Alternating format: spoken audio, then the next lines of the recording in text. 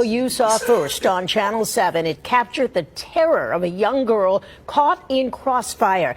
That 7-year-old was simply walking with her father. She was shot on a busy street in Harlem. One of the two people charged with opening fire is due in court at any moment. Eyewitness News reporter Kimberly Richardson is at Harlem Hospital this evening, where that little girl remains tonight. Kimberly? Well, Sandra, teams of NYPD officers have been coming in and out of this hospital all day, here to support Fatou Keita and her family. I spoke with the 7-year-old's mother, who tells me this morning her daughter had a fever after undergoing surgery last night. For the first time, we are seeing just how reckless these suspects were, forcing everyone to duck and scatter. Holding hands with her dad, Fatou Keita, we are not showing her face, doesn't seem to have a care in the world. Surveillance video captures how at one point the 7-year-old lets go of his hand, safely makes it across the street, but then chaos. Everyone scatters as Fatou grabs her stomach. She's been shot. Her terrified father picks her up, holds her tight, and along with others, run for their lives. She was just in total shock looking down at her wound. It was just crazy. There you see the pair ducking into the entrance of a store on West 145th Street, just east of Brandhurst Avenue. Fatou appears limp in her dad's arm. A stranger is right there by their side. Authorities say the gunman, a 19-year-old, along with a 17-year-old, popped out from behind a parked car and started firing. It was just before 3 Monday afternoon.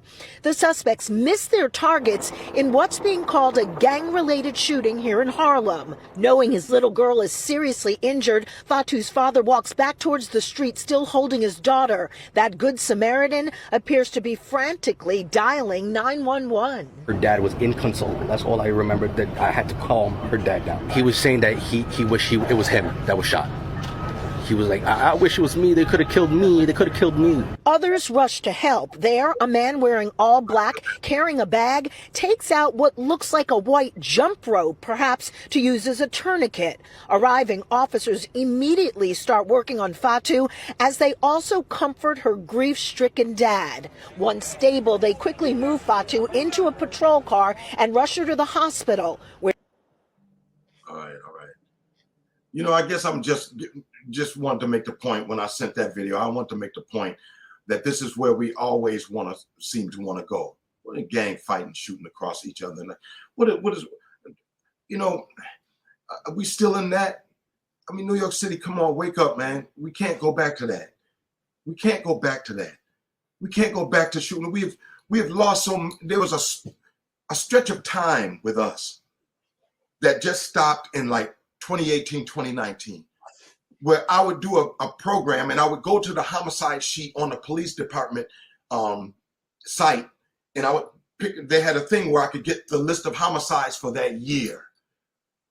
And we just dominated the page all the time. Ladies and gentlemen, we had our period of time where we were doing this stuff. We got to wake up. This shooting and killing one another, man, all it has gotten us is like 2 people die.